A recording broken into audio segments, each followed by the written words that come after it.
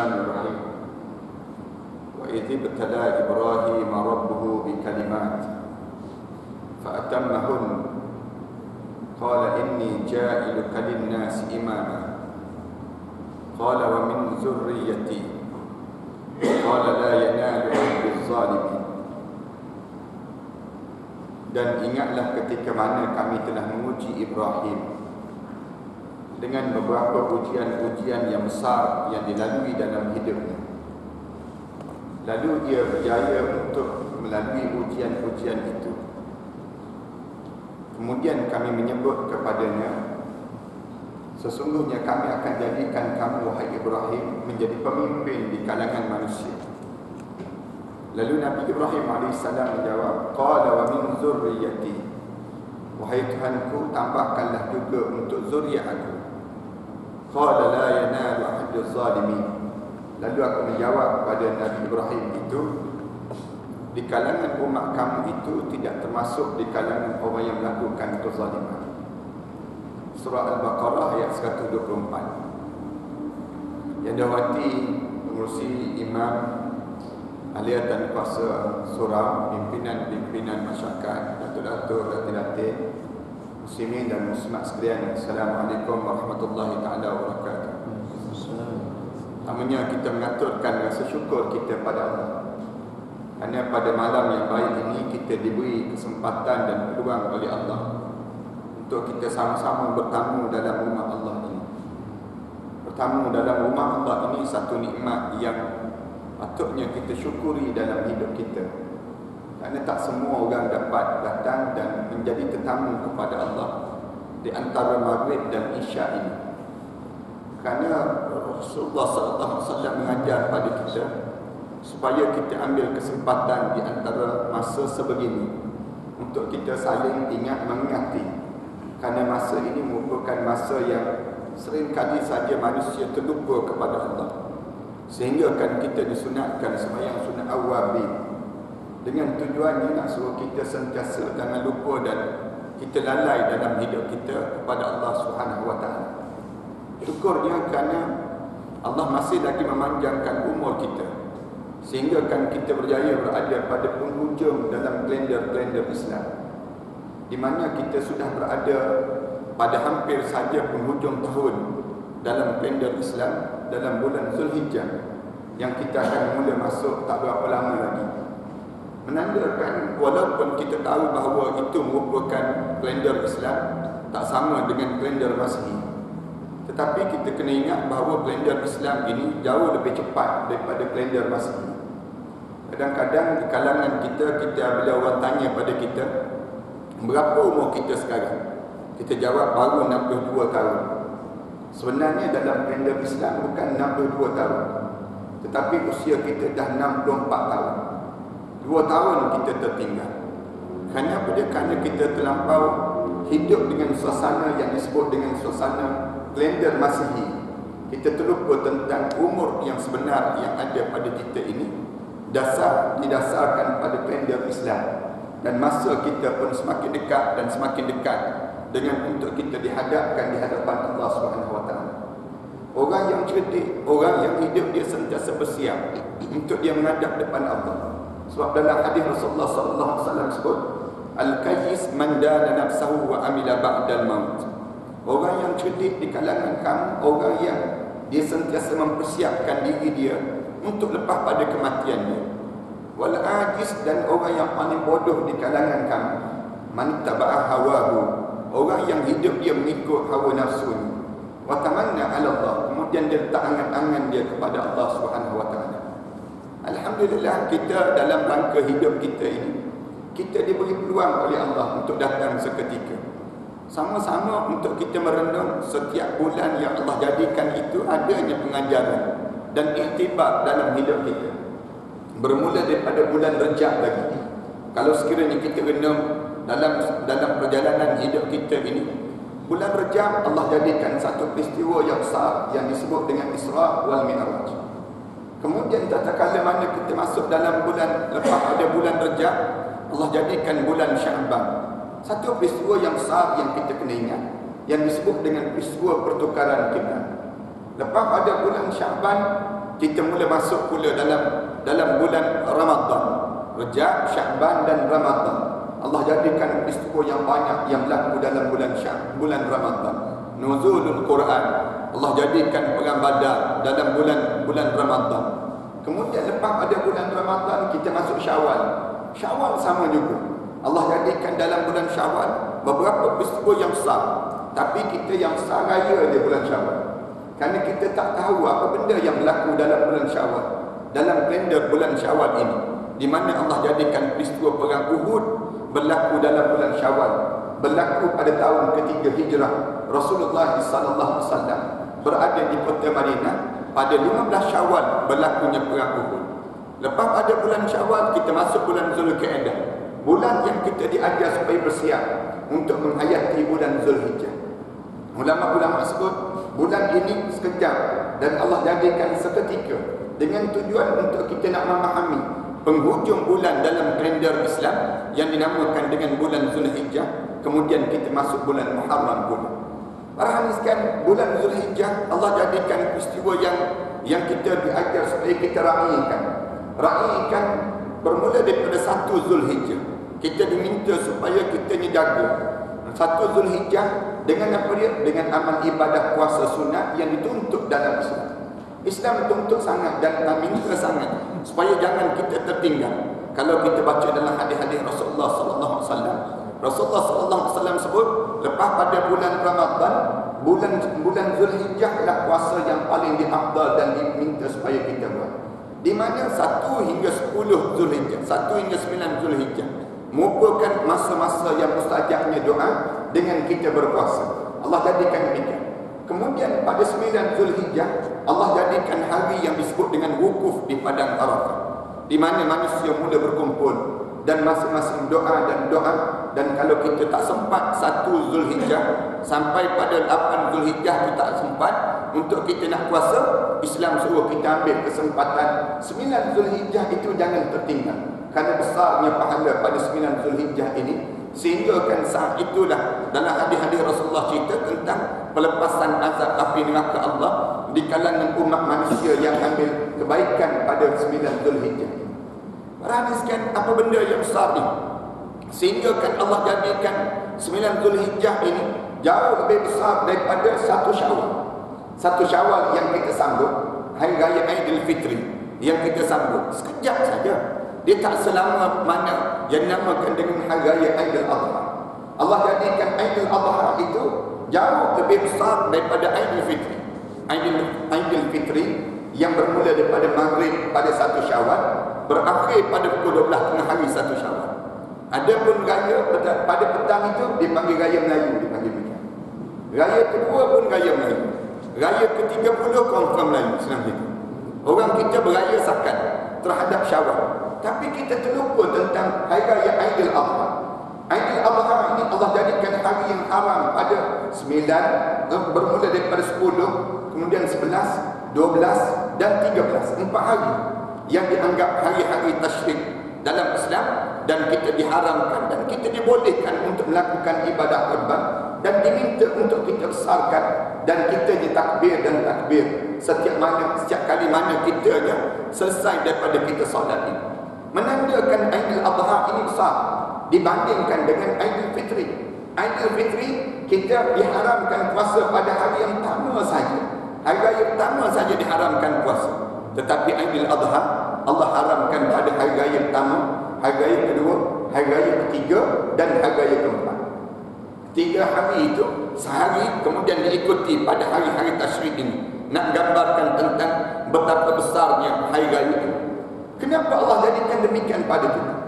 Sehingga kan Allah memuliakan pada kita. Ulama-ulama kata inilah satu proses gabungan yang paling besar dalam sejarah Islam. Allah gabungkan amal ibadah, yang amal ibadah yang banyak pada satu saat, yang Allah jadikan satu masa, dan Allah gabungkan berdasar pada peristiwa yang berlaku kepada Nabi-Nabi sebelum daripada kita. Nabi yang diasaskan pada peristiwa nak mengajar pada umat Islam bahawa hidup kamu, apabila kamu berada bersama dengan Islam, kamu akan melalui ujian-ujian yang tertentu yang dipilih oleh Allah pada mereka yang terpilih.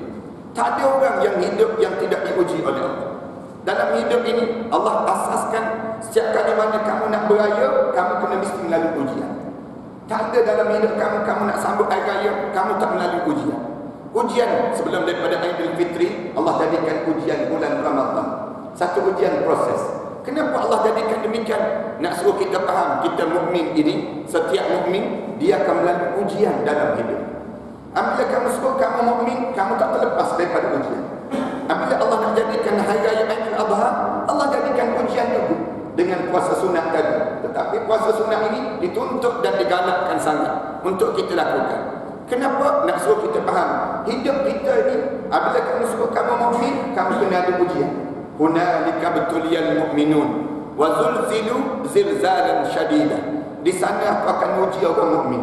Aku goncang iman kamu tu segoncang-goncang dalam hidup kamu. Dalam ayat Al-Quran Karim, Allah cerita tentang banyak tentang ujian. Para hadirin sekalian, tinggallah di mana saja pun. Para hadirin sekalian berada posisi apa saja pun. Para hadirin sekalian tak akan dapat lagi dapat ujian apabila para hadirin sekalian menjadi seorang mukmin. Sebut saja mukmin, Allah Subhanahu wa taala sebut Alif Lam Mim dalam surah Al-Ankabut. Ayat yang pertama lagi Allah cerita. Alif Lam Mim, ahasiban nasu an yutraku an yaqulu amanna wa hum la yuftanun. Walaqad fatanna alladhina min qablihim fala ya'lamanna alladhina sadaqu fala ya'lamanna Allahu alladhina sadaqu wa la ya'lamanna al-kadhibin. Allah cerita benda demikian. Alif Lam Mim. Adakah manusia menyangka bahawa mereka boleh menyebut kami telah beriman pada Allah? Mereka boleh sebut dia, kami beriman pada Allah. Wa hum la yuftanun, sedangkan kamu belum lagi diuji oleh Allah. Walaqad fatanna alladhina min qablihim, sesungguhnya kami telah menguji umat-umat sebelum daripada kamu. Dalam hidup kamu ni akan ada ujian. Umat sebelum daripada kamu pun kena ada ujian. Apatah lagi kamu. Apabila kamu ni, kamu ada ujian, tak ada ujian, ada ujian. Fala ya'lamanna Allahu alladhina sadaqu. Kenapa Allah jadikan ujian? Allah nak tahu bahawa yang melalui proses ujian ini, maka dia diketahui dan dikenali di sisi Allah. Mereka benar-benar beriman pada Allah. Wala ya'lamanna al-kadhibin, dan di kalangan mereka itu, maka Allah tahu siapa yang dusta pada Allah. Ujian dalam hidup kita ni tak dapat lagi. Sama ada ujian kesenangan ataupun ujian kesusahan yang Allah jadikan dalam hidup. Di antara contoh manusia yang teruji dengan ujian yang banyak atas dunia ini, siapa dia? Nabi Ibrahim AS. Apabila kamu melalui ujian, kamu perlu ada pengorbanan. Kalau kamu ada ujian, kamu kena ingat, kamu terpaksa berkorban untuk mentaati perintah. Contoh yang mudah siapa dia? Nabi Ibrahim AS. Nabi Ibrahim AS ni besarnya ujian dalam hidup. Nabi Ibrahim dan seorang lagi, Nabi Muhammad SAW. Dua-dua ni Allah jadikan ujian yang banyak yang dilalui dalam hidup, yang kamu kena ambil iktibar. Sehingga kan tiap kali mana kamu solat, kita diajar supaya kita ni kena sebut nama dua orang. Allahumma salli ala Muhammad wa ala ali Muhammad kama sallaita ala Ibrahim wa ala ali Ibrahim wa barik ala Muhammad wa ala ali Muhammad kama barakta ala Ibrahim wa ala ali Ibrahim fil alamin innaka Hamidum Majid. Ini kenapa sebut nama? Nabi Musa kita tak sebut. Nabi Musa banyak juga ujian, tetapi tidaklah sesempurna ujian yang berlaku pada Nabi Ibrahim AS dan Nabi Muhammad SAW. Nabi Harun ada ujian. Nabi-nabi ni semua ada ujian, tapi yang besar di antara ujian yang banyak yang dilalui dan mereka tunjukkan pengorbanan dalam ujian itu, siapa dia? Nabi Ibrahim dan Nabi Muhammad SAW. Nabi Ibrahim Allah Subhanahu wa taala sebut dalam ayat 124 yang kita baca sebentar tadi, surah Al-Baqarah. Tuan-tuan biasa baca surah ni, surah yang Rasulullah pesan supaya jangan tertinggal daripada rumah kita dibaca surah Al-Baqarah. Rasulullah kata, bacalah dalam rumah kamu surah Al-Baqarah. Bila kena baca? 3 hari sekali. 3 hari sekali baca surah Al-Baqarah, supaya syaitan tidak masuk dalam rumah tangga kita. Mana-mana rumah yang dibaca surah Al-Baqarah, rumah tersebut tidak akan diganggu oleh syaitan. Dalam hadis Rasulullah SAW cerita demikian. Maknanya dalam surah Al-Baqarah ini, surah yang paling panjang dan paling besar dalam Al-Quran Karim, di mana dalam surah ini Allah cerita pada ayat 124 itu, Allah sebut wa idzibtala Ibrahim rabbuhu bikalimatin fa'atammahun qala inni ja'iluka lin-nas imam. Dan sesungguhnya kami telah jadikan Ibrahim itu beberapa ujian-ujian. Ibrahim ini wa idzibtala, sengaja kami ibtilahkan Ibrahim. Sengaja kami buat ujian pada Nabi Ibrahim. Dengan apa dia? Dengan ujian-ujian yang banyak. Tapi semua ujian itu berjaya dilalui. Ujian apa Nabi Ibrahim AS lalui? Yang pertama, katanya ulama-ulama, ujian dalam kehidupan, ia menjadi seorang anak pada bapa yang tak beriman kepada Allah. Ini ujian dalam hidup. Di antara ujian yang kita kena lalui, ujian rumah tangga dia. Dalam hidup kita ni ujian rumah tangga ni ujian. Dalam hidup selain daripada ujian kita sendiri, ujian rumah tangga ni ujian. Bila kita berumah tangga, katakanlah mana kita berumah tangga, tiba-tiba kita diuji dengan ujian bapa mertua dan ibu mertua. Diuji dengan ujian bapa kita, diuji dengan ujian ibu kita, ujian. Kerana bapa kita, ibu kita lah yang menyebabkan kita boleh masuk dalam syurga.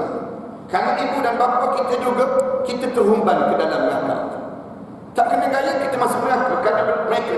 Ini ujian dalam hidup. Dalam hidup kadang-kadang kerana bapa mertua, ibu mertua, kita boleh masuk dalam syurga Allah. Dan kadang-kadang kerana ibu mertua dan bapa mertua juga, kita dihumban ke dalam neraka. Nabi Ibrahim di antara contoh orang diuji oleh Allah dengan ujian bapa yang buat berhala, kemudian mengarahkan Nabi Ibrahim AS supaya meniagakan berhala tersebut. Tolong jual berhala ini. Nabi Ibrahim di antara mentaati perintah Allah dengan menjaga hati bapa. Nak jaga hati bapa ni tak mudah, dia panggil kita. Nak buat macam mana? Akhir Nabi Ibrahim AS ambil juga berhala-berhala tadi. Yang dibuat berhala dengan tokong-tokong yang dibuat tadi. Nabi Ibrahim ikut berhala tersebut. Bawa berhala keliling kampung. Sebut pada orang kampung, wahai orang kampung, datanglah beli berhala yang pekak kalau kamu pekak, kata Nabi. Wahai orang kampung, datanglah beli berhala yang bodoh kalau kamu bodoh. Wahai orang kampung, datanglah beli berhala yang buta kalau kamu buta. Keliling kampung buat apa yang disebut oleh bapa ni. Bagi tahu pada orang kampung ni, datanglah beli berhala ni. Kalau kamu ni bodoh, kata Nabi. Bawa keliling sampai petang. Berbalik sampai ke rumah. Bila sampai saja di rumah dia, ayah dia tanya berapa yang laku hari ni wahai Ibrahim. Nabi Ibrahim jawab, tak ada satu pun yang laku apa. Kenapa tak ada satu pun yang laku? Katanya bapa dia tanya balik pada Nabi Ibrahim. Nabi Ibrahim jawab, orang kampung kita ni semua cerdik-cerdik. Tak ada seorang pun yang bodoh nak beli berhala yang bodoh ini. Nabi Ibrahim bertanya lagi, kamu sebut begitu ke wahai Ibrahim? Nabi Ibrahim jawab, ya, kalau saya tak sebut begitu, saya nak sebut apa lagi? Mungkinkah saya nak berbohong terhadap benda yang saya sedang lakukan? Kata di bapa dia, wahai Ibrahim, kalau kamu niaga macam tu, sampai bila-bila dah tak laku perniagaan kita. Wahai Ibrahim, mungkin besok kamu ambil MC lah senang. Kamu tak payah meniaga lah. Kalau kamu meniaga pun tidak membawa keuntungan pada kita. Berhenti ke Nabi Ibrahim dengan ujian ini? Tak berhenti. Tak berhenti. Ujian kemasyarakatan yang dilalui oleh Nabi Ibrahim AS. Apabila melihat di kalangan masyarakat dia yang menyembah berhala-berhala itu, Nabi Ibrahim memikirkan bahawa hidup ini bukan seorang-seorang. Hidup ini jangan kita fikir kita seorang nak masuk dalam syurga Allah. Hidup ni kena bawa orang lain sama. Sebab dalam Islam ni dia tak arahkan kita jaga diri kita seorang. Tetapi Allah ajar pada kita, ya ayyuhalladzina amanu qu anfusakum wa ahlikum nar. Wahai orang yang beriman pada Allah, jaga diri kamu, jaga keluarga kamu daripada dihumban ke dalam neraka. Kalau kita jaga seorang-seorang untuk kita. Tetapi Islam ni tak boleh jaga seorang-seorang. Kalau kita bagus, tiba-tiba isteri kita teruk, maka kita dengan kita masuk neraka juga. Kita bagus, isteri kita bagus, pasangan hidup kita bagus, dalam hidup kita ni sepasang yang bagus, tapi anak-anak yang teruk, kita masuk neraka juga. Kita masuk neraka juga. Di dalam hidup kita ni, bukan kita kena jaga kita seorang. Islam suruh jaga bersama. Dengan siapa? Yang berkait dengan nama kamu. Ni anak siapa? Anak Ahmad. Ahmad kena tanya tentang anak dia. Ni menantu siapa? Menantu Ahmad. Ahmad kena tanya tentang menantu dia. Ni anak beranak siapa? Ni anak beranak Ahmad. Ahmad kena tanya tentang anak beranak dia. Dalam hidup kita ni, kita tak boleh fikir kita seorang, tak boleh. Nabi Ibrahim AS, dia rasa bahawa bimbang. Kebimbangan dia melihat penduduk-penduduk masyarakat dia yang menyembah berhala itu. Macam mana cara untuk nak mengajar penduduk ini supaya penduduk ini boleh terselamat daripada neraka Allah SWT? Lalu apa yang dibuat oleh Nabi Ibrahim? tuan-tuan kita biasa dengar cerita itu. Kita biasa berlaku dalam hidup kita. Kita dah belajar waktu mana kita kecil-kecil dahulu. Saya sengaja nak ulang dengan tujuan suruh lihat bagaimana Nabi Ibrahim AS menggunakan mantik yang hebat, ilmu yang hebat yang Allah bagi padanya, yang Allah jadikan pada diri dia. Waktu mana Nabi Ibrahim AS hancurkan berhala-berhala yang kecil dalam biara yang disembah oleh mereka ini, Namrud, dan diletakkan dengan kapak itu pada berhala yang besar. Lalu ditangkap Nabi Ibrahim ini. Apabila Namrud masuk saja, dilihat berhala yang kecil hancur lebur, kemudian tinggal berhala yang besar saja yang pada tangannya ada kapak ini. Lalu ditangkap Nabi Ibrahim AS. Apabila mereka sebut siapa yang buat kerja ni, orang ramai sebut ni, tak ada orang lain, mesti Ibrahim yang melakukan kerja demikian. Nabi Ibrahim AS apabila ditangkap saja, dibawa di hadapan Namrud tanya, siapa yang buat kerja ni wahai Ibrahim? Nabi Ibrahim AS jawab, saya tak tahu. Nabi Ibrahim AS jawab, saya tak tahu. Apabila sebut saja tak tahu tersebut, lalu Namrud tanya, orang semua kata kamu yang menghancurkan ini, kamu ke yang buat kerja ini? Nabi Ibrahim menjawab balik, kalau kamu nak tahu siapa yang buat kerja ini, kamu tanya pada berhala yang besar itu. Karena berhala yang besar itu kan kapak berada pada tangan dia. Kapak berada pada tangan dia, tentu dia nampak semua benda yang sedang berlaku dalam berhala ini. Dengar saja demikian. Apabila dengar saja begitu, mereka jawab balik, bagaimana kami nak tanya pada berhala yang besar, sedangkan dia tak bercakap, sedangkan dia tak tahu apa-apa yang berlaku ini. Nabi Ibrahim AS jawab balik, oleh demikian kenapa kamu pergi sembah satu benda yang la yadurrukum wa la yanfa'ukum, satu benda yang tak bawa manfaat dan satu benda yang tak boleh memberi mudarat dalam hidup kamu. Sudut logiknya kamu boleh nampak bagaimana keadaan mereka. Dalam Al-Quran cerita fabuhital ladzi kafar, orang kafir ni, Namrud ni, dalam keadaan tercengang-cengang berhujah dengan ilmu mantik. Ilmu mantik yang digunakan oleh Nabi Ibrahim. Ilmu ni kebanyakan orang kita dah habis dan hilang zaman akhir-akhir zaman ini. Kita ramai di kalangan kita ni yang tak sebijak yang disebut dengan ilmu mantik yang diberi oleh Allah Subhanahu Wa Taala. Tapi kalau kita nak belajar, ramai lagi anak-anak kita yang sedang belajar dalam ilmu mantik. Ini di antara benda-benda yang Allah bagi kelebihan dalam kehidupan kita, dan kita boleh belajar ilmu yang sedemikian rupa. Walaupun sekalipun apabila mereka tak berjaya berhujah dengan Nabi Ibrahim gunakan dengan ilmu mantik tadi, tak berjaya berhujah, buat macam mana? Tangkap Nabi Ibrahim. Tangkap Nabi Ibrahim ini. Nak sebutnya bagaimana tangkap Nabi Ibrahim. Waktu mana tangkap Nabi Ibrahim ini, kemudian mereka bakar Nabi Ibrahim AS dalam api. Bakaran bukan bakaran yang kecil tak, tapi nak sebut gegarnya dengan Nabi Ibrahim. Dibakar api setinggi, disebut dalam kitabnya setinggi mana? Setinggi 7 tingkat bangunan. Nak bakar Nabi Ibrahim seorang je. Nak bakar Nabi Ibrahim seorang tu, bakar sampai setinggi 7 tingkat bangunan. Kalau kita bakar kecil-kecil pun badan lah, patutnya demikian. Tapi kerana dendam dan geram, Allah nak tunjuk di antara bakaran itu, di antara logik akal kami, bakaran itu logiknya akan mematikan seseorang dan akan membunuh seseorang. Tetapi Allah nak tunjuk bahawa kuasa Allah jauh lebih mengatasi dengan ilmu logik akal kami dengan wahyu Allah. Apabila bertembung di antara wahyu dan logik akal, kamu kena dahului yang disebut dengan wahyu. Wahyu ini kamu jangan letakkan dalam hidup kamu, dikesampingkan. Di sudut logik kamu begitu, logik kamu begini. Tapi apabila datang wahyu mengatasi logik. Dan ini kita kena faham. Sebab itu Allah jadikan sumber ilmu dalam hidup kita bukan berdasar pada akal saja, tidak, tetapi berdasar pada apa dia? Sumber ilmu pada kita. Puncak kecerdikan hidup orang dikurniakan oleh Allah Al-Quran dan hadis Rasulullah SAW. Kalau kita cerdik macam mana sekalipun, kalau tak ada Quran, kita dianggap bodoh. Kenapa dianggap bodoh? Kerana hidup ini didasarkan pada sumber yang paling utama yang kita boleh lihat yang berlaku pada Nabi Ibrahim AS. Apabila bakar, Allah arahkan api. Sifat api sepatutnya membakar, tiba-tiba Allah arahkan pada api. Ya na kuni bardan wa salaman ala Ibrahim. Wahai api, kamu hendaklah menjadikan pada Ibrahim itu kun bardan wa salaman ala Ibrahim. Kamu diajar supaya menjadi sejuk dan bardan wa salaman, dan kamu menjadi sejahtera pada Nabi Ibrahim AS. Api itu dibakar dan dibakar. Akhirnya Nabi Ibrahim AS keluar daripada bakaran api yang dibakar tadi dalam keadaan tak terjejas sedikit, yang menyebabkan mereka lagi kebingungan.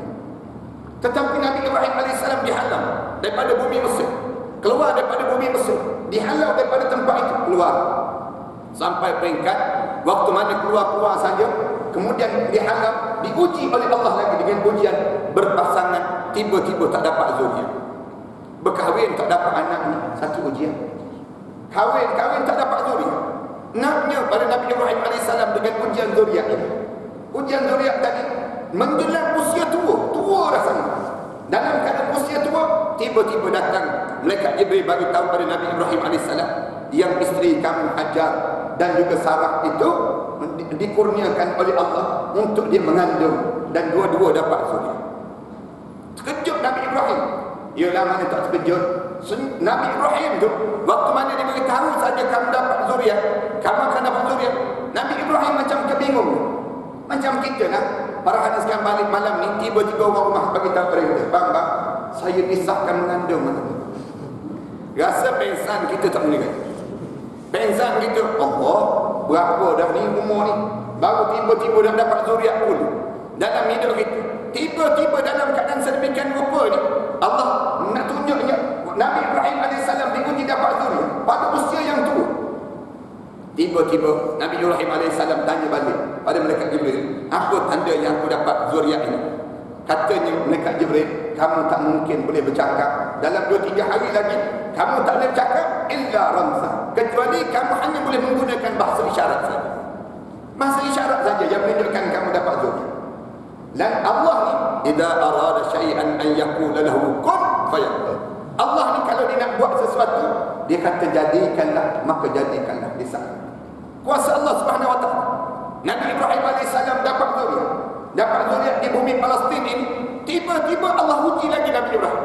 Dapat zuriat dengan Hajar, dapat zuriat dengan Sarah. Dua-dua dia dapat zuriat. Seorang melahirkan Nabi Isa, seorang lagi melahirkan Nabi Ismail AS. Dapat arahan daripada Allah supaya bawa pula isteri Hajar ini berjalan ke satu tempat biwadin ghairi zi zar'in, satu lembah yang kering kontang yang tak ada apa-apa. Diuji oleh Allah. Waktu mana diuji bawa anak kecil ini, Hajar tanya, nak bawa ke mana? Nak bawa ke mana kita? Nabi Ibrahim kata tak tahu nak bawa ke mana. Tetapi Allah suruh kita bergerak, berjalan dan berjalan. Jalan dalam keadaan tak ada apa-apa itu, sampai-sampai di Makkah ataupun Mekah yang ada ni, tiba-tiba Allah arahkan supaya tinggalkan isteri kamu di tempat ini. Isteri dan anak, isteri dengan anak, dua-dua ditinggalkan di tempat yang tak ada siapa pun yang berada kawasan itu. Kawasan bukit-bukit, dalam keadaan bukit batu yang kosong, kering tandus, yang tidak ada tumbuh-tumbuhan, tak ada apa saja pun, tinggalkan di situ. Hajar tanya, kena tinggal saya dengan Ismail? Kata Nabi Ibrahim, ya, Allah arahkan supaya tinggalkan kamu di tempat ini. Bila dengar saja begitu, Hajar AS terekam kaki Nabi Ibrahim AS, pegang Nabi Ibrahim AS, jangan tinggalkan saya.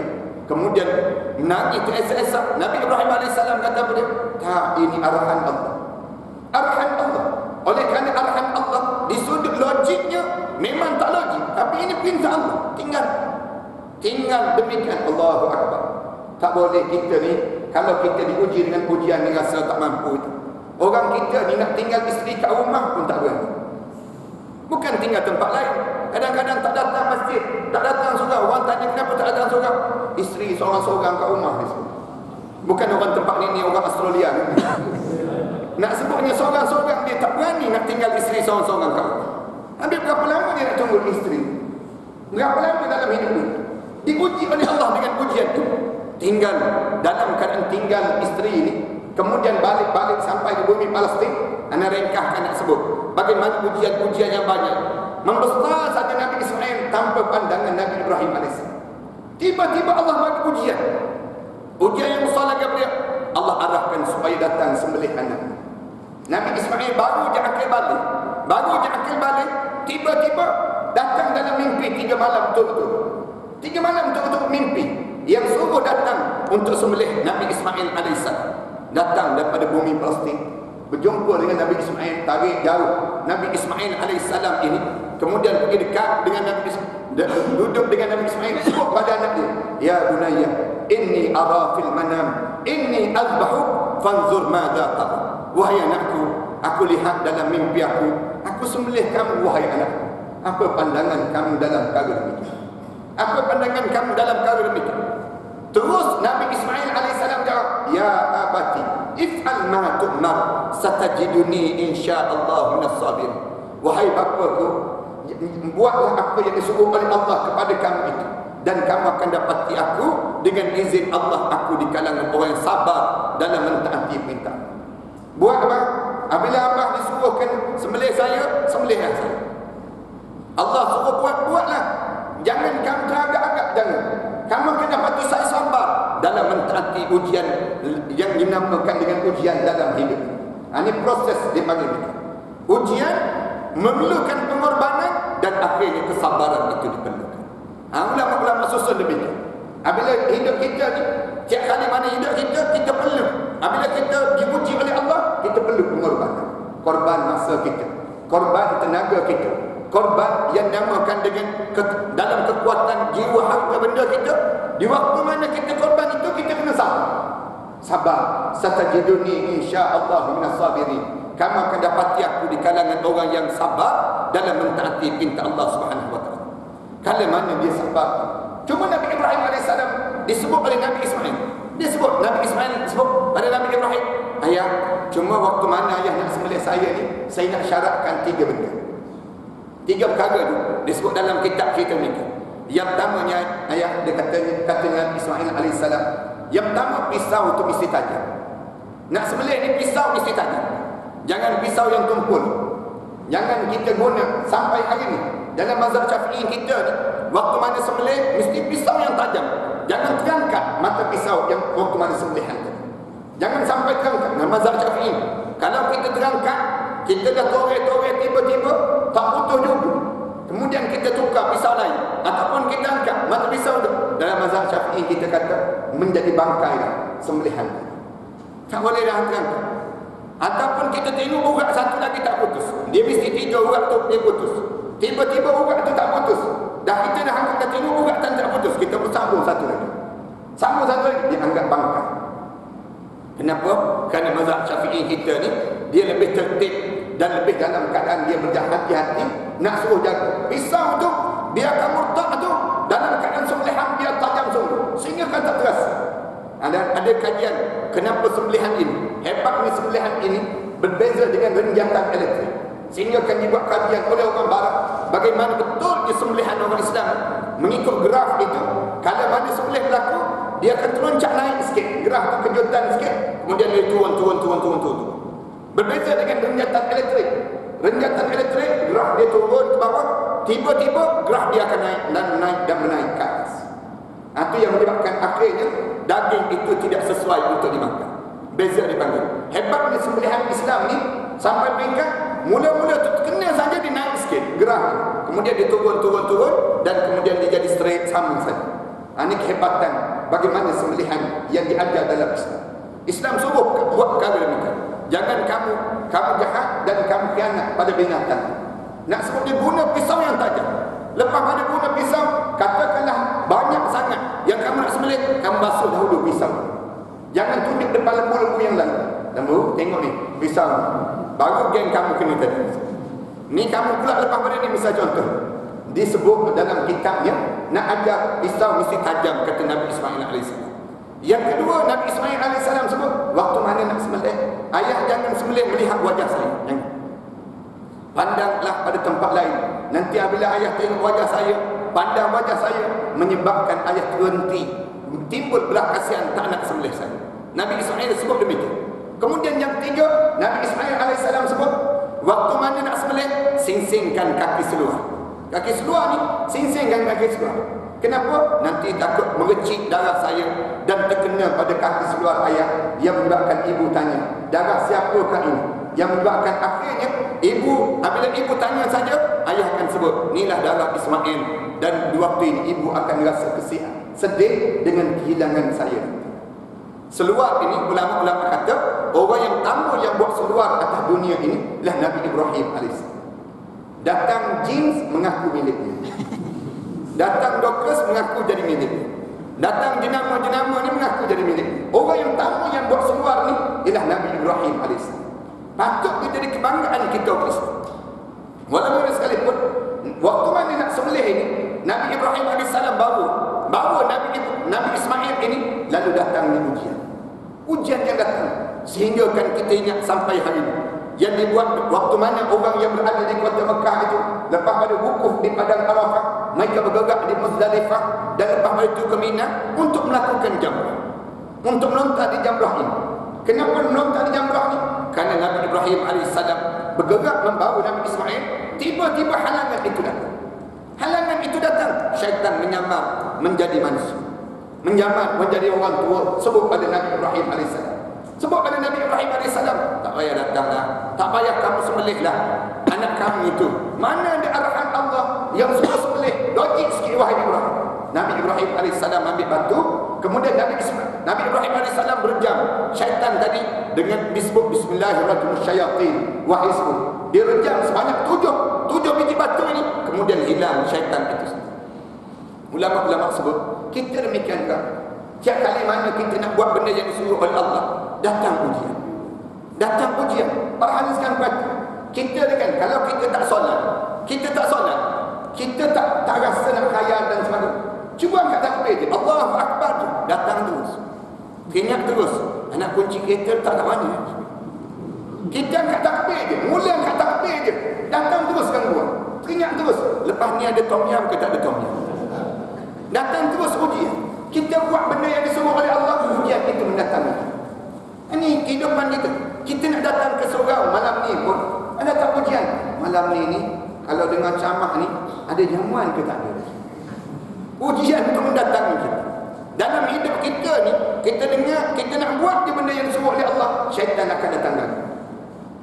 Jadi berat. Setiap kali mana kita nak buat benda yang disuruh oleh Allah, kita akan jadi berat. Ini kaedah dalam beragama. Jadi penat dia semua. Sembahyang penat, puasa penat, zakat penat, haji penat. Dia memenatkan diri. Ni dengan ceramah ni pun penat. Kau berapa lama Ustaz ni nak berhenti? Penat kita. Kalau hari Jumaat kita pergi sembahyang Jumaat tu lagi penat. Duduk menunggu saat sembahyang Jumaat tu, Allah penatnya kita. Menunggu nak sembahyang Jumaat. Lalu pula tabun derma lagi penat. Pejam mata semua orang. Semua orang tu mingkar bangun sembahyang sunat terus. Rajin terus sembahyang sunat. Nak sebutnya kita buat benda yang disuruh oleh Allah ni semua penat. Bangun tahajud malam. Bangun tahajud malam. Mudah ke susah? Susah. Cuba tanya di kalangan diri kita, senang ke kita nak bangun? Susahnya nak bangun. Bunyi jam tu, jam loceng tu kan, tutup dulu. Bingkai bangun juga, langgar tiang-tiang, langgar dinding-dinding gitu. Berianya kita nak bangun, cari bilik air, tunggu bilik air, bersila pula dalam bilik air. Nak sebutnya penatnya kita. Buka baik air, hulur tangan sejuk, tarik dulu, tengok air. Nak turun macam nak bomoh dalam bilik air. Siap saja ambil wuduk, keluar ambil wuduk tu, jumpa kerusi, duduk dulu. Hampa sejadah. Tengah-tengah hampa sejadah tu, betulkan sejadah tu, niaga pula atas sejadah. Penatnya kita buat benda yang disuruh oleh Allah. Buat benda yang disuruh oleh Allah ni ujian yang datang. Siapa yang datang ni? Syaitan. Dalam kitab disebut, kita akan berhadapan dengan ujian yang menghalangi kita ni ada beberapa golongan. Yang pertama disebut dalam hadis Rasulullah sallallahu alaihi wasallam. Al-mu'min baina khamsu syada'id. Orang mukmin ni akan berhadapan dengan ujian-ujian yang besar dalam hidup. Yang pertama siapa dia? Mukmin yuhsidu. Orang mukmin yang dengki sesama kamu. Sama-sama kamu je dengki. Ini nak sebut gangguan yang berlaku. Anda nak sebut bagaimana kita nak taat pada perintah Allah. Benda yang pertama yang akan berlaku dalam hidup kita, gangguan sama-sama mukmin. Dengki sama-sama kita. Kedengkian sama-sama kita. Tok Imam dia dengki sama-sama Tok Imam. Tok Bilal dia dengki sama-sama Tok Bilal. Ustaz dengki sama-sama Ustaz. Kedengkian tu berlaku. Mukmin yuhsidu. Sampai peringkat dalam Al-Quran sebut min syarri hasidin idza hasad. Kami minta lindungi diri kami daripada Allah kejahatan manusia apabila manusia mula dengki dengan diri. Ini aspeknya dengki. Ujian yang kedua yang kamu kena lalui apa dia? Wa munafiq yubghadahu. Orang munafik yang benci pada kamu. Orang munafik yang tak suka dengan kamu. Orang munafik mana suka dengan kita? Orang mukmin dia tak suka menyampah dengan orang surau. Tak suka dia. Orang munafik, mana ada kegembiraan dia dengan orang mukmin. Dia akan timbul demikian. Dan kita ni kena pasti dia kita ke munafik ataupun orang yang tak suka pada kita tu munafik. Kalaulah orang yang tak suka tu yang disebut dengan munafik, untunglah kita. Tapi kalau bimbang-bimbang kita dia yang jadi munafik. Munafik ni ramai sangat dalam dunia kita, dan kita diajar supaya fahzarhum, kamu kena jauh diri kamu daripada orang munafik, dan kamu jangan jadi orang munafik. Dan orang munafik ni jangan ada orang kata tak apa Ustaz, munafik jangan kafir sudah. Orang kita kan, kalau orang kita kata oh kamu ni macam perangai orang kafir, jangan sebut-sebut kafir-kafir ni jangan sebut. Habis itu macam orang munafik, munafik ringan sikit. Tak, padahal munafik dengan kafir ni adik-beradik dia, satu mak satu bapak dia. Nak gambarkan tentang bahaya menjadi munafik. Dan bila tanya apa dia tanda-tanda munafik, disebut dalam hadis Rasulullah sebut, idza wa'ada akhlaq, kamu janji kamu mungkiri janji, wa idza tumina khana, kamu diberi amanah kamu khianat terhadap amanah tersebut, wa idza hadatsa kadzab, kamu cakap kamu bohong. Tak payah banyak pun perhatian sekali. Kalau perhatian sekali tahu kita ni munafik tak munafik, tengok sembahyang subuh kita. Tengok sembahyang subuh kita di sana. Kalau kita boleh jaga solat subuh berjemaah, tanda kita mukmin. Tanda kita mukmin. Dalam hadis Rasulullah sebut, orang munafik terlalu sukar untuk sembahyang isyak berjemaah dan sembahyang subuh berjemaah. Ini dalam hadis Rasulullah sebut demikian. Ulama-ulama kata tak payah ambil isyak, kamu ambil subuh je cukup. Ambil subuh je. Kalau kamu boleh sembahyang subuh berjemaah, tanda kamu mukmin. Kalau kamu tak boleh sembahyang subuh berjemaah, tanda kamu munafik. Tapi jangan saling tuduh menuding. Tak nampak kita ni munafik ni. Kita semua demikian. Kita sebut pada kawan-kawan kita, jangan. Kita pandang diri kita dahulu. Aku ni munafik, kita munafik. Ibu-ibu, kalau ibu-ibu dapati suami ibu-ibu tak boleh sembahyang subuh berjemaah, para hadirin sekalian memiliki seorang suami yang munafik. Ni edisi sentak lah dia panggil. Kita memiliki seorang suami yang munafik. Kenapa munafik? Dan hadis Rasulullah sallallahu alaihi wasallam sebut demikian. Orang munafik ni memang tak boleh nak sembahyang subuh berjemaah. Suka dia buat beralasan dan beralasan nak sembahyang subuh berjemaah ini. Padahal sembahyang kat rumah pun 2 rakaat juga. Sembahyang di surau pun 2 rakaat juga. Tapi kita jangan pula sebut pada suami kita, bang, saya baru belajar semalam. Memang confirm dah abang ni munafik. Jangan sebut demikian. Balik nanti diam je kita. Diam je kita ni. Tapi bangun pagi besok pujuklah. Abang pergi dah sembahyang subuh berjemaah. Abang pergi sembahyang subuh berjemaah. Abang akan lepas daripada sifat munafik. Keluarga kita bukan keluarga munafik. Ni didiklah kepada kita. Para hadis kan duduk kawasan dekat-dekat kan. Kawasan yang bukannya jauh-jauh pun. Rumah kita pun ada remote control pun pagarnya. Untuk kita nak datang sembahyang. Bukannya susah pun, kita ada kenderaan pun untuk kita datang. Tapi kenapa kita jadi sukar untuk kita nak datang? Kenapa dia? Kalau tidak kerana sifat yang kita tanam dan kita biarkan dalam jiwa kita. Ini gangguan dipanggil. Gangguan yang kita kena pastikan. Isteri pula pujuk suami. Tiap-tiap hari kerja dia pujuk. Sampai bila kena pujuk, kita kata. Sampai bila kena pujuk? Sampai kita mati. Sampai mati. Jangan berhenti pujuk. Pujuk dan pujuk. Kejut suami kita. Dia tak nak bangun je. Kita pergi dekat telinga dia sebut, Ma Rabbuka. Dia fikir bangun terus tak telinga. Dia bangun terus. Dia ingatkan dalam kubur terus ni.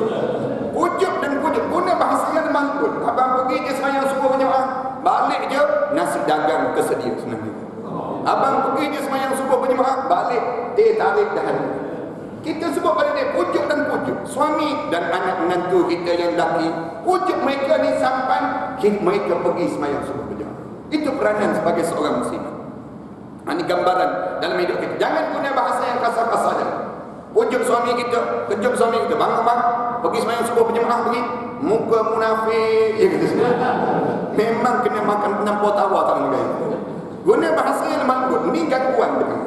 Orang munafik yuqadar. Yang ketiga dalam hadis Rasulullah kata apa dia? Wa kafirun yuqatilukum. Kamu akan berhadapan ujian. Orang kafir yang akan membunuh kamu.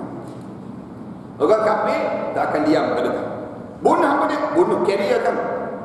Bunuh nama baik kamu. Kalau tak daya bunuh nama baik kamu, karier kamu, reputasi kamu dan sebagainya, dia akan bunuh jasad kamu. Ini sifat orang kafir. Walan tarda ankal yahud walan nasara hatta tattabi'a millatahum. Allah ajar pada kita, jangan kamu ingat orang kafir ni suka dengan kamu. Orang Yahudi Kristian tak akan redha pada kamu. Sehingga bila hatta tattabi'a millatahum, sehingga kamu hidup dengan cara mereka. Allah dah bagi tahu dah pada kita mereka. Mereka tak disebut hatta tadkhulu dinahum, sehingga kamu masuk dalam agama mereka tak. Tetapi Allah kata hatta tattabi'a millatahum, kamu ikut cara hidup mereka pun cukup dah. Yang menyebabkan kamu padan dah dengan apa yang mereka nak dalam hidup kamu. Cerita panjang. Kemudian yang keempat apa dia? Wasyaitanu yudil. Kamu akan hadapi ini sebagaimana yang Nabi Ibrahim AS hadapi ini. Syaitan akan menyesatkan diri kamu.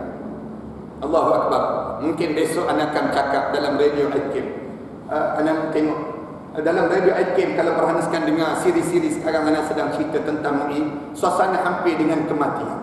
Saat mana kita hampir dengan kematian kita ni, siri sekarang ni tengah cerita dalam kitab, dalam rancangan Mau'izati pukul 5.15 tiap minit setiap dang tu, hari Khamis, setiap hari Khamis ni anak cerita tentang ni, bagaimana perjalanan kita dekat nak mati, bagaimana saat roh kita nak dicabut daripada tubuh badan kita, bagaimana kita di alam barzah nanti. Dan suasana ni sampailah insya-Allah, kalau Allah panjangkan umur, kita akan habis sampai peringkat syurga dan neraka nanti insya-Allah.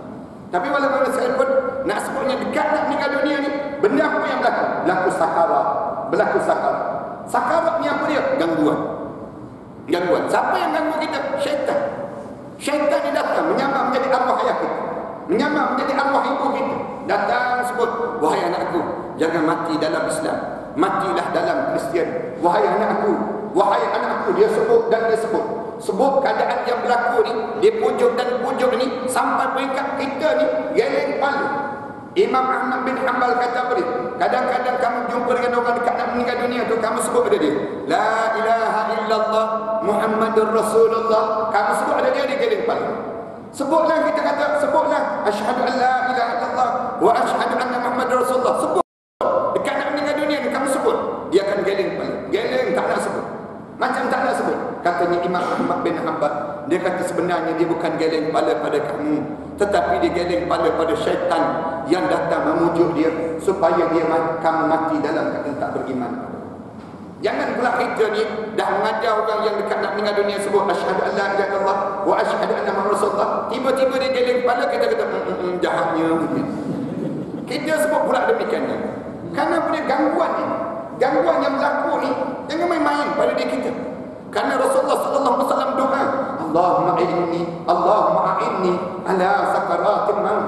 Ya Allah, bantulah saya menghadapi saat sakarat yang berlaku ni ya Allah.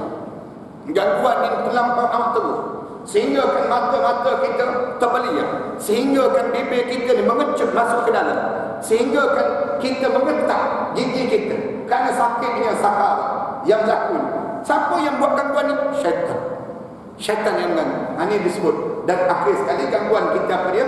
Yang disebut wa nafsun tunazi'uhu, hawa nafsu kamu yang menarik-narik dia. Walaupun sekalipun kita tinggalkannya. Nak sebutnya Nabi Ibrahim ni diuji oleh Allah dengan ujian syaitan ganggu. Syaitan ganggu. Nabi Ibrahim buat macam mana? Ambil batu, kemudian baling. Dalam Islam ni, waktu mana baling? Baling tersebut gaib. Kemudian ada jamratul wusta. Kemudian jamratul aqabah. Sampai 3 kali.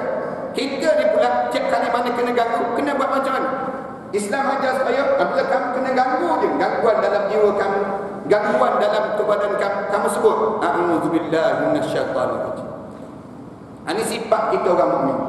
Tiap kali mana datang je buruk sangka, kemudian datang je perkara yang tak baik dalam pemikiran kita ni, gangguan yang berlaku pada kita, mula kita sebut terus a'udzubillahi minasyaitanir rajim. Kalau datang gangguan yang teruk-teruk lagi, Rasulullah pesan apa dia sebut? Radina billahi rabba wa bil islami dina wa bi Muhammadin nabiyyan wa rasul. Ini gangguan dia panggil. Gangguan yang berlaku dalam hidup kita. Bahkan Rasulullah sebut, kalau kamu kena ganggu lagi, bila kamu tengah-tengah, kamu nampak kamu kena ganggu bila? Kamu tengah marah yang tak terkawal, kamu kena duduk. Rasulullah suruh duduk. Kenapa Rasulullah suruh duduk? Jawabnya kerana dalam darah kamu itu sedang geraknya syaitan yang mengalir dalam tubuh kamu, sehingga kan kamu kena duduk. Dia akan memperlahankan kelajuan syaitan. Kalau kamu duduk pun tak boleh juga, kamu bagi tidur. Kerana kemarahan itu gangguan di antara gangguan syaitan yang Nabi Ibrahim AS tak, Allah jadikan dia ambil batu, kemudian disimbolkan dengan baling sampai jamratul aqabah. kemudian lepas pada itu barulah letak Nabi Ismail alaihissalam nak sembelih Nabi Ismail. Betul-betul dah nak sembelih Nabi Ismail, letak saja pisau nak sembelih Nabi Ismail. Wa fadainahu bizibhim azim. Lalu kami gantikan dengan sembelihan itu dengan sembelihan yang besar. Gantikan dengan kibas. Rasulullah SAW satu kali mana cerita tentang Nabi Ibrahim alaihissalam ini. Rasulullah SAW sebut, apabila kamu berhadapan dengan ujian yang kamu kena ingat dalam hidup kamu ada ujian, benda yang kamu kena lakukan ialah kamu buatlah pengorbanan. Lakukanlah pengorbanan. Sehingga kan Rasulullah kata buatlah ibadah korban. Bagi orang yang ada kelapangan, Rasulullah kata jangan dia tak buat korban, jangan dia tak buat korban.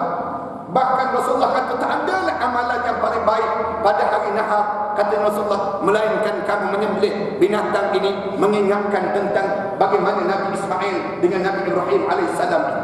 Kemudian kamu lihat, dan Rasulullah kata dia, belum darah itu menitis di atas bumi ini, Rasulullah SAW sebut dosa orang yang melakukan ibadah korban itu sudah diampunkan di sisi Allah SWT. Dalam hadis Rasulullah galak suruh nak suruh buat ibadah korban ni. Rasulullah kata apa dia?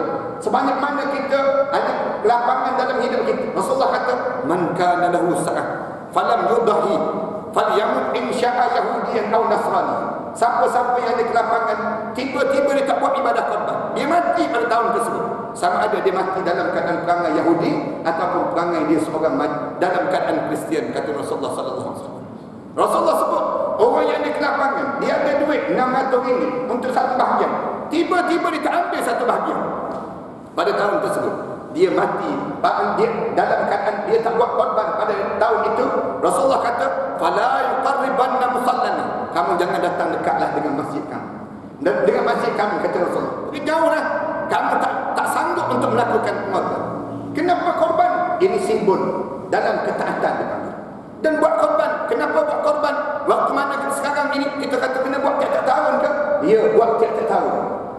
Kenapa buat tiap-tiap tahun? Kerana bila kita dah meninggal dunia, tiada lagi korban bagi orang yang sudah meninggal dunia.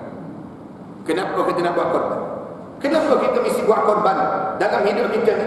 Nak bagi tahu pada Allah, ya Allah, sesungguhnya aku sanggup melalui ujian-ujian sebagaimana Nabi Ibrahim alaihissalam.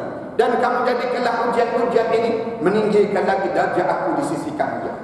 Dengan kita buat korban ini menyebabkan kita ni menjadikan diri kita semakin dekat dengan Allah dan menjauhkan kita daripada gangguan-gangguan yang sering terjadi dalam kehidupan kita. Inilah simbol peribadatan. Sehingga kan kita nak suruh supaya kita tak boleh buat gaya pertama, buat gaya kedua. Tak boleh gaya kedua, buat gaya ketiga. Tak boleh gaya ketiga, gaya keempat disuruh lagi nak kita buatnya. Dengan tujuan apa dia? Tujuan nak suruh kita menunjukkan benar-benar kita mentaati perintah Allah dalam keadaan yang kita ni dalam keadaan mukhlishina lahu.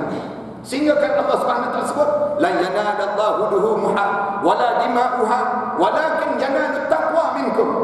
Allah tak mengambil kira daging yang kamu buat korban. Allah tak mengambil kira darah-darah yang kamu korban itu. Tetapi yang Allah nak ambil kira apa dia? Yanalut taqwa. Dengan kamu buat korban ini, lahirnya ketakwaan diri kamu di sisi Allah Subhanahu wa taala di kalangan kamu.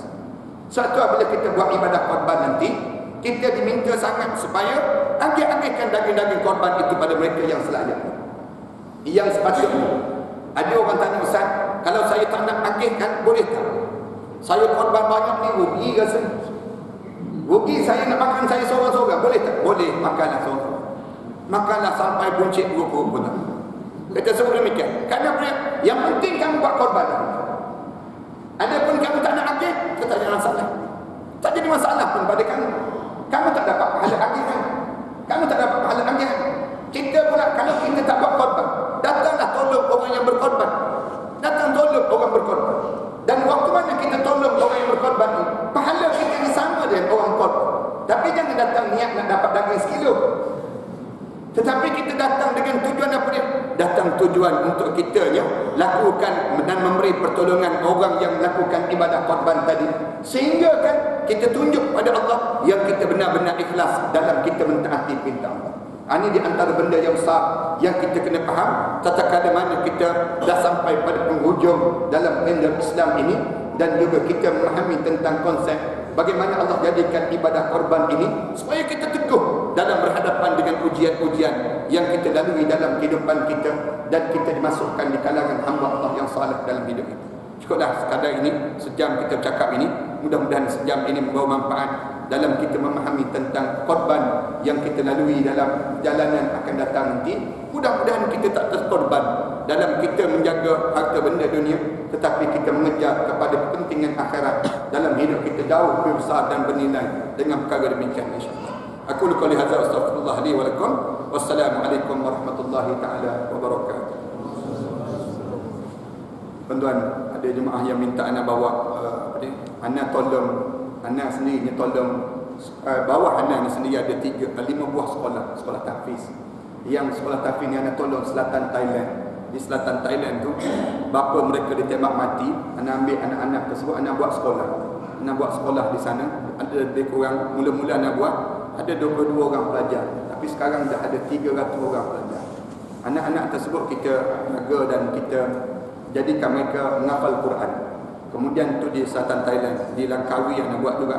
Kemudian di Kelantan juga. Anak ambil pelajar-pelajar yang anak-anak yang susah tu, bapa mereka mati dan sebagainya, anak ambil. Kemudian anak buat sekolah dan mereka menghafal Quran. Dan kita tanggung setiap pelajar tersebut lebih kurang 3,500 tahun mereka baca Quran untuk kita dah. Dia panggil demikian. Anak-anak ni bagaimana anak-anak tanggung sekolah di selatan Thailand tu, anak suruh mereka bela lebah, dan lebah tu hasilkan madu, dan madu tu mereka letak depan mereka sujud selama 3 jam setiap pagi. Mereka bangun malam-malam, mereka sembahyang sujud depan mereka selama 3 jam setiap pagi. Kemudian lepas tu mereka sembahyang subuh. Itulah amalan mereka lakukan. Lepas pada itu madu tersebut mereka hantar ke Malaysia, mana gunakan dalam perubatan Islam. Anaknya merawatan sihir dan sebagainya tersebut di tempat anak di Syekh 8 Shah Alam tu. Anak gunakan, ada yang kena teruk-teruk, anak suruh minum air madu, muntah keluar benda-benda yang pelik-pelik dalam tu badan. Kemudian ada yang kena teruk batu karang, dia minum-minum keluar batu karang ni. Ada kes yang hamba Allah yang kena kencing manis yang teruk, dia minum, kemudian turun kadar gula dalam darah dia. Betullah dalam hadis Rasulullah sebut alaikum bil asal, biasakan hidup kamu dengan makan madu, kata Rasulullah. Madu ni ubat dalam hidup kamu. Rasulullah sebut biasakan hidup makan madu, kata Rasulullah. Makan madu ya, bukan bermadu, makan madu. Inilah satu-satunya madu yang kita bawa balik ke rumah, orang rumah senyum. Bawa balik madu satu lagi belakang parang lah ya. Madu. Ibu-ibu ambil je madu ni, kacau dengan ais wang. Lepas pada tu masukkan ais ataupun letak dalam peti ais. Rasulullah kata, siapa yang nak minum air yang dalam syurga Allah, minumlah air madu yang disejukkan, kata Rasulullah. Minum air yang disejukkan. Sama, perhaniskan minum, rasa nikmat. Sebagaimana kita berebut dapatnya Raudah. Raudah tu, kalau kita tanya kenapa, itulah gambaran syurga Allah di dunia ini. Sama juga dengan madu ni, rasa yang Allah bagi. Kalau kita nak rasa air dalam syurga Allah, minum air madu yang disejukkan, kata Rasulullah SAW. Itu yang kita bantu sekolah tersebut. Dan sekarang kita sedang bangun, perhaniskan tolong ambil template nanti lah. Kalau siapa-siapa yang nak niat wakaf, anda sedang bangunkan banyak tempat, memerlukan dana yang banyak. Di selatan Thailand itu lebih kurang 30,000, 40,000 kita pergi. Kemudian di Kelantan, kemudian di Langkawi, kemudian di Pahang, kemudian di Shah Alam.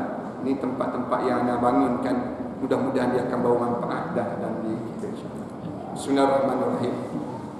Alhamdulillahirabbil alamin. Wassalatu wassalamu ala rasulil amin wa ala alihi wa sahbihi ajma'in. Rabbana iftah bainana wa bain qawmina bil haqq wa anta khairul fatihin. Rabbana zalamna anfusana wa in lam taghfir lana wa tarhamna lanakuna minal khasirin. Rabbana wa tub alaina innaka antat tawwabur rahim.